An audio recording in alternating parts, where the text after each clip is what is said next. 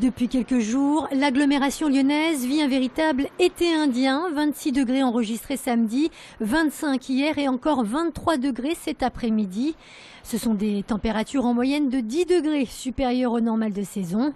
Un épisode de douceur particulièrement apprécié, mais qui hélas ne devrait pas durer. Dans la nuit de mardi à mercredi, les températures vont devenir légèrement inférieures au normal.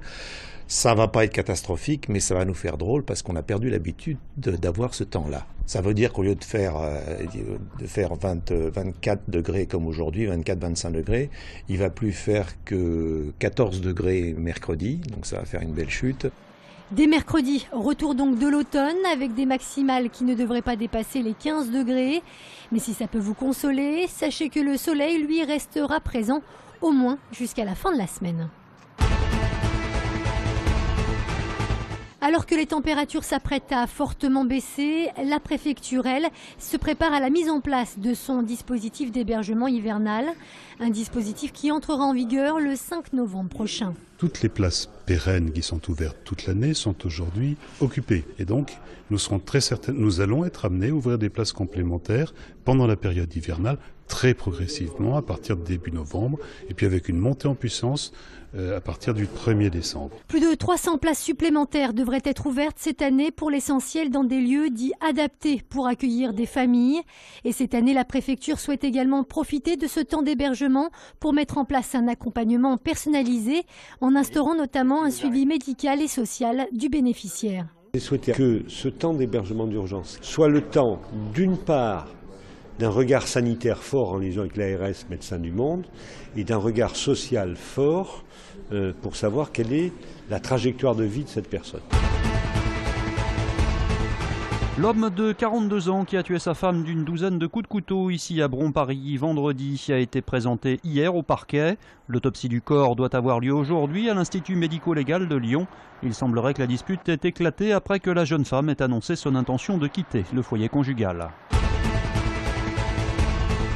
Quelques semaines après son installation, le deuxième radar fixe du tunnel de la Croix-Rousse est entré en service aujourd'hui. Il contrôle la vitesse des automobilistes qui se rendent en direction de Vèze. Il est situé près de la sortie du tunnel, limitation 50 km/h. La vengeance, c'est un plat qui se mange froid. Les Montpelliérains l'ont appris à leurs dépens hier soir, corrigé 5-1 par une équipe de l'OL qu'on n'arrête plus. Rappel, l'an passé, c'est sur ce même score que les Lyonnais avaient été humiliés dans l'Hérault. Peu après la demi-heure de jeu, c'est à Johan Gourcuff qu'on doit l'ouverture du score. Le meneur de l'OL s'offrant même un doublé en deuxième période. Une première depuis août 2009, il évoluait alors avec Bordeaux. Fekir Malbranc, qui est bien sûr le leader de cette attaque, Alexandre Lacazette, n'avait plus qu'à assurer le reste du show lyonnais.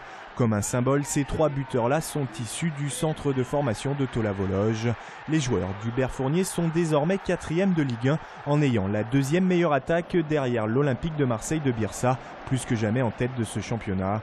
OL-OM, c'est justement l'affiche de la semaine prochaine à Gerland. Un choc entre les deux équipes les plus en forme du moment. Ni Lyon ni Marseille ne disputent de Coupe d'Europe cette saison, mais incontestablement, ce match aura la saveur de la Ligue des Champions.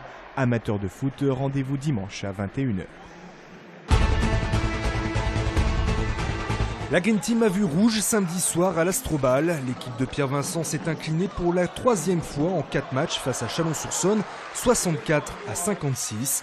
Une défaite au goût amer. On cherche des fautes qu'on n'a pas, on ne partage pas assez la balle, on met du temps à se mettre en place, on ne court pas assez. Voilà, on est en difficulté. Seul point positif de la rencontre, le bon retour d'Edwin Jackson. L'international français a en effet inscrit 20 points face à l'élan chalonnais. Une bonne statistique qui ne console pas l'arrière. Ouais, aujourd'hui je suis contrarié parce que c'est pas, je considère pas que Chalon ce soit une équipe du haut de tableau, une bonne équipe, et de se faire battre à domicile par Chalon. Franchement, pour moi, c'est inacceptable. Désormais avant-dernière de Pro A, l'Asvel devra se ressaisir et faire avec un calendrier chargé. Les Villeurbanais rejoueront en effet dès mercredi en Eurocup face à Dijon.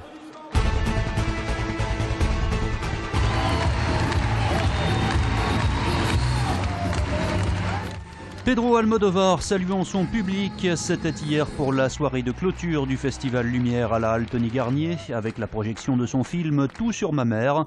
Le réalisateur s'est montré particulièrement ému par l'accueil que Lyon lui a réservé.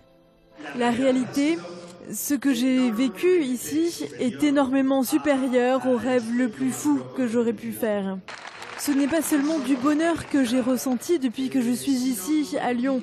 Ce sont des surprises merveilleuses depuis que je suis arrivée jeudi. Pratiquement à chaque heure de la journée, j'ai eu une surprise merveilleuse. Et même si ça, ce n'était pas vraiment une surprise, la remise par Juliette Binoche du prix Lumière 2014 à Pedro Almodovar vendredi restera comme un moment fort de ce festival, l'occasion pour le réalisateur de revenir sur sa carrière.